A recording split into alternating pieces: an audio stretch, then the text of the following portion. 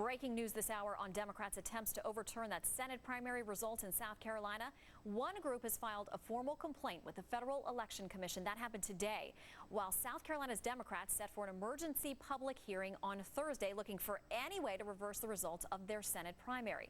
Alvin Greene won the nomination despite being unemployed, having no political campaign background, doing no campaigning, and apparently facing felony charges. For better or worse, this protest process is the only platform currently available for that investigation. And let me be very clear. Regardless of the outcome of this protest, a full and unblinking investigation of this election and the overall integrity of South Carolina's election system must go forward. All right, that's Vic Rawl. He's the guy that got beat by Alvin Greene. So the question now, can Democrats overturn the results? Hugh Hewitt, radio talk show host and law professor at Chapman University, joins us to talk about this. I'm so glad we have a professor now to help us address what's going to happen in South Carolina. Hugh, they're having a meeting on Thursday. We understand that Alvin Greene, if he wants to, and Vic Rawl are both going to be able to present witnesses and evidence.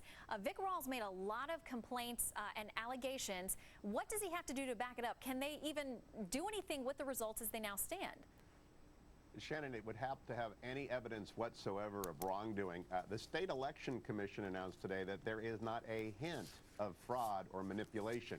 What there are a lot of unhappy Democrats, and like Florida in 2000 and Ohio in 2004, they don't like the results, so they want to change the rules after the people have spoken. Now, Mr. Greene is certainly an idiosyncratic candidate. I don't know where he came from. I don't know where he got his $10,400. But I'll say this, a 60-40 vote among two unknowns, and I think we should focus on this. Mr. Rawl thinks very highly of himself, but obviously the Democrats of South Carolina don't. He only spent $200,000. That's not much money in a statewide race.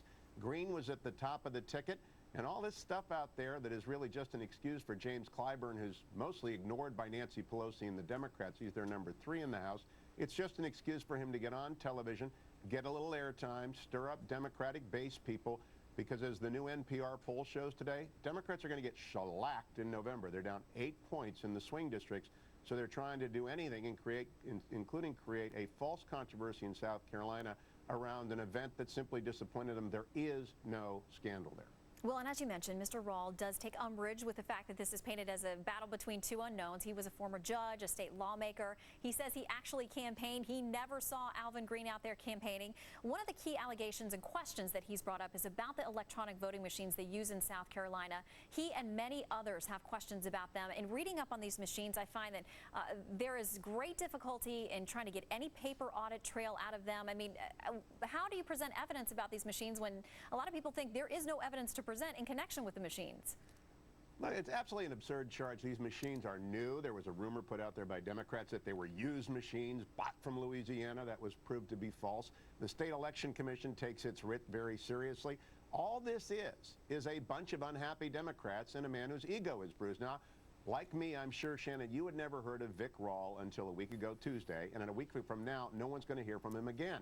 He is not a big picture candidate. He was a placeholder, someone to run against the very popular, highly successful Jim DeMint, who, as your poll just showed, is ahead 58 to 21%.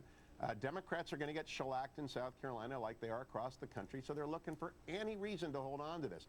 And yes, there are some nutter blogs out there, and there are some crazy people from the paranoid fringe who want you to believe that the machines are being run around, but there is absolutely no motive for the Republicans in South Carolina to mess with these machines, because this is a surefire win for Jim DeMint, the senator from South Carolina. This is all made up, and unless they come up with some real evidence, they're going to have to ask us to prove negatives, which we can't do, and as a result, logically, it makes no sense. They should be laughed out of court.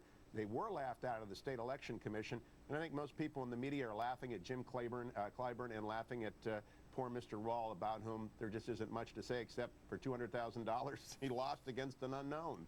Not a happy outcome for him. All right, so the Democratic Party there in South Carolina having this big hearing on Thursday. We understand they're looking for a bigger and bigger venue because it's going to be open to the media, be open to the public. I'm sure a lot of people will have things to say. Now, we understand there are 3 potential outcomes.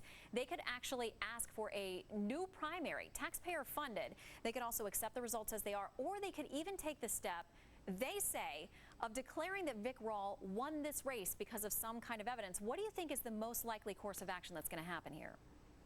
They will file a complaint. They will try. They might even go to federal court, and they will lose. What they're really about, Shannon, and I want the audience to understand this, this is an attempt to stir up Democratic base voters in a year in which a tsunami is headed towards Democrats across the country.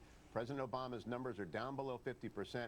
He's giving another speech about another failed Obama presidency issue, which is the Gulf. They got to do anything they can to take attention away from the fact that the stimulus didn't work, the TARP didn't work. They raised taxes on everyone. The economy is in terrible shape. Unemployment's close to 10%. They can't handle the Gulf. They can't handle the war. They can't handle anything. So now what are they doing? They're inventing a scandal in South Carolina. So they'll do whatever lasts the longest in the media. But I think the American people are so sophisticated now about Democratic tactics, especially SEIU tactics and stuff like that, that they're actually hurting themselves, especially with this threat, first reported on Fox, that they're going to overturn the election, the will of the people. All that tells you is they're not really about understanding what the American people want right now. They have not heard a lick of what the Tea Party has said. They have not listened to the angst out there about the economy.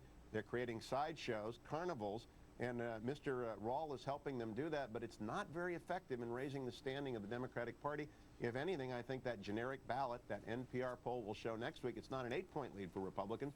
It's double digits when Democrats continue to act like children, and when they're not acting like children, act like paranoids. All right, Professor Hugh Hewitt, and also talk show host. Great to have you with us, and you put it best, probably, at least currently, a bit of a sideshow going on in South Carolina. Thank you. Thank you, Shannon. Well, no doubt, it is a dangerous place. The Mexican border plagued by deadly violence on a daily basis. But instead of fixing the problem,